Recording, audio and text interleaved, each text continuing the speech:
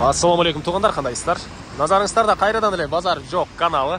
Бүгін 27 февраль 2023 жыл мен Бишкек шаары Көлмөдөн сіздерге бір сатылуучу үй көргөзмөк үчүн биринчи эле баруу жолун түшүндүрөйүн. Мен турган жер Махатма Ганди жана Чоң Чүй каналынын кесилишинде турам. Сатылуу үйгө баруу үчүн сиздер ушул жерден Чоң Чүй каналынын ылдый жагындагы асфальт көчө менен түз эле батышты карай барасыздар. Республиканский көчөсүнө жетип оң тарапка буруласыздар жана андан бир аз жүрүп сол тарапка бурулсаңыздар Жаз көчөсү 19 ак дарегинде жайгашкан. Анан сатылуучу үйгө чейин тугандар 195 маршрутка жана башка бир 2 маршрутка автобустар менен барсаңыздар болот. Бул жерге чейин көптөгөн эле маршруткалар келет. Мына ушундай жана сатылуучу үйгө тугандар бул жактан Баят базары, ал жак карай чыксаңыз Сары Өзөн дыйкан базарына деле бат эле барсаңыздар болот. Автовокзалга деле анча деле алыс эмес тугандар. Машинеңиз менен бат эле бара аласыздар. Мына ушундай.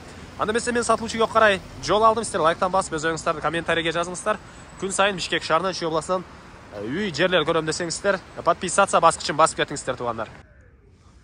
Мынакей тугандар, келүү жолун түшүндүргөнчө бүгүнкү чыгыштагы сатылуучу үйгө да жетип келип калдым. Бул үйүстүн көчө тарабы. Эң эле чыгыш чек арасы мынакей бул жерден башталат. Эң эле батыш чек арасы бул жактагы дарбаза бүткөн жерге чейин тугандар мынакей. Бул дарбаза бүткөн жерге чейин. Анан дагы плюс жакшы жери, природный газ бар, центральный канализация бар, суу, свет бар экен жана кондиционер деле көргөндөй болдум эле жана кондиционер деле бар экен. Андан ары мектеп жөнүндө айтсак, бул жакта бир гимназия, өйдөрөк чыксаңыздар, ал жакта орус мектеби бар экен тугандар. Орус тилинде өткөн мектеп бар экен, гимназияда бул жерде жакын номер 78 гимназия деп айтты окшойт үй ээлери. Так. Мына көчө тарабы пескалыктан болгон забор, дарбаза жана орто кеңдиктеги көчөлөр. Эми андан ары короосуна кирип калган маалыматты берейин. Мынакей бул алды тарабы брусчатка. Бул жакта бир аз жер жемиш эккенге жер жок, хоспасырга салсаңыздар деле болгудай жаш бактар бар экен. Бул жакта мондай лампочкалар да аталышым болуп калат эле алардын тугандар. Мына ушундай. Анан тегерентте пескоблок менен забор кылынган. Үй жөнүндө айтсак, узун туурасы 11 ге, 10 стенасы бышпаган кирпич тугандар. Мына ушундай. Андан ары документтер боюнча айтсак, кызыл китеп, техпаспорт, купли-продажа бар экен. Үйдүн эң эле түштүк чек арасы бул жерге чейин. Мынакей. Анан отопление котелго үйдүн ички тарабынан деле, сырткы тарабынан деле кирип чыксаңыздар болот. Бул жакта бир аз мондай бош жер. Эң эле түштүк чек арасы мына ушул жерге чейин.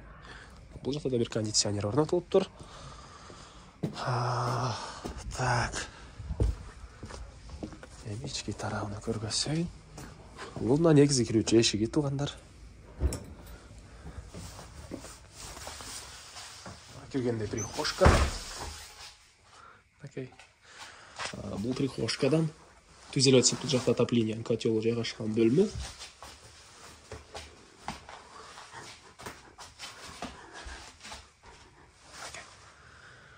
Отопление котелу жайгашкан бөлмө. Сол тарапка карай кирсек, коридор. Окей. Бул коридордон калган бөлмөлөргө өтүп кете аласыз. Оң тарапта бир жеке маалыматын бере берейин. Бул жерде ажаткана, суу салыстон менен жылыйт экен жана ванна бул жагында тугандар. Раковина орнотулуп, суу чыгарылыптыр. Андан ары оң тарапта бул жерде мурда ажаткана өзүнчө, душ өзүнчө, кийин бир кылып салган окшойт үйлөр. Кыскасы мондай дагы бир чакан жай. Так. Бул жакта зал, мынакей. Бул жакта зал тугандар. Болдору ОСП, отопление материалдары ар бир бөлмөдө бар жана көрүп турганыңыздардай дуалдары обой. Бул залда деле кондиционер бар экен. Түз эле кирсек, бул жакта дагы бир мындай чакан бөлмө, детский бөлмө окшойт менин оюмча. Окей.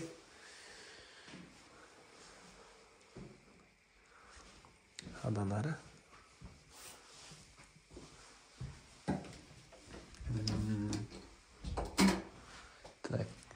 бул жакта дагы бир детский бөлмө. Анан Андан ары бул жакта бир спальный бөлмө жайгашкан.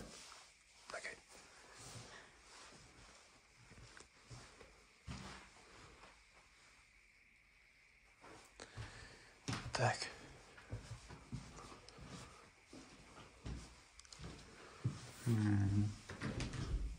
Андан кийин бул жакта кухня жайгашкан, туугандарыныкы газовый плита, электрический плита, раковина кылып суу чыгарылган, вытяжка. Мындай столдор. Ушундай эмне маалыматы калды дагы айтылбаган. Бул кире бериште деле кондиционер. Так. Мына ушундай туугандар. Басы жердин сотугун айтып таптырмын, э?